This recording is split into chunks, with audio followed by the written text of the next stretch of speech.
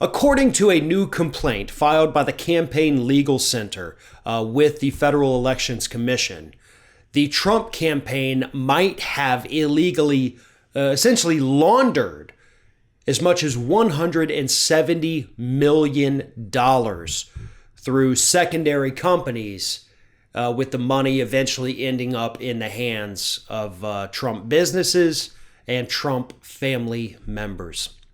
This complaint, which is 81 pages long, it's a big complaint for such a small campaign, alleges that the Trump re-election campaign is not reporting all of their expenditures. See, here's what happens. With any campaign, according to the Federal Election Commission laws, any expense over $200 has to be documented.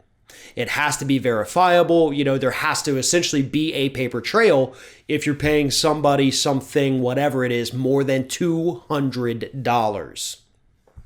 And that's to make sure that everything in the campaign is up and up, essentially to prevent campaigns from self-dealing.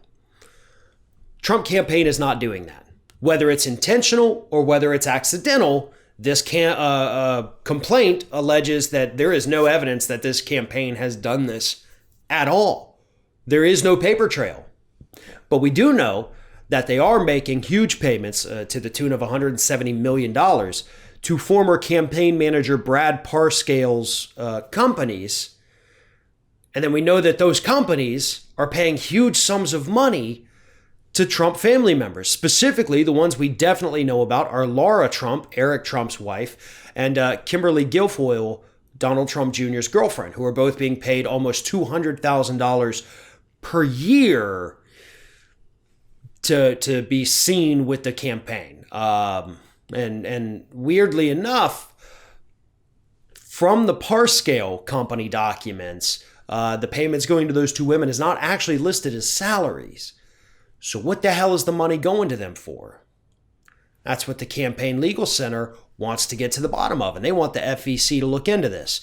Because if the Trump administration, the Trump re-election campaign, is in fact just using their campaign apparatus as a means to launder money into their own bank accounts, then yeah, that's incredibly illegal and definitely prosecutable. That is a violation of federal law, which, by the way, Trump would most likely not be able to be pardoned for. Let me read this from the report here. As detailed in the 81-page complaint filed with the Federal Election Commission, the money went to business associates and Trump family members through two entities set up and controlled by former Trump campaign manager Brad Parscale, a clearinghouse firm called American Made Media Holding Corporation, and Parscale Strategy.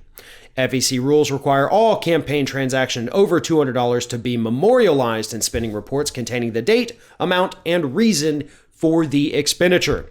By failing to report payments to the campaign's true vendors and employees, the Trump campaign and Trump Make America Great Again Committee have violated and continue to violate federal law's transparency requirements and undermine the vital public information role that reporting is intended to serve. So here's the thing.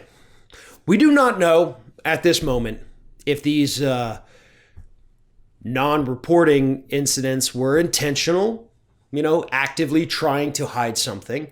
We do not know if they were accidental. Everything absolutely could be on the up and up.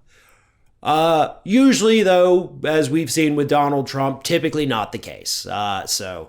If past is precedent, this could create some very serious legal headaches for Donald Trump.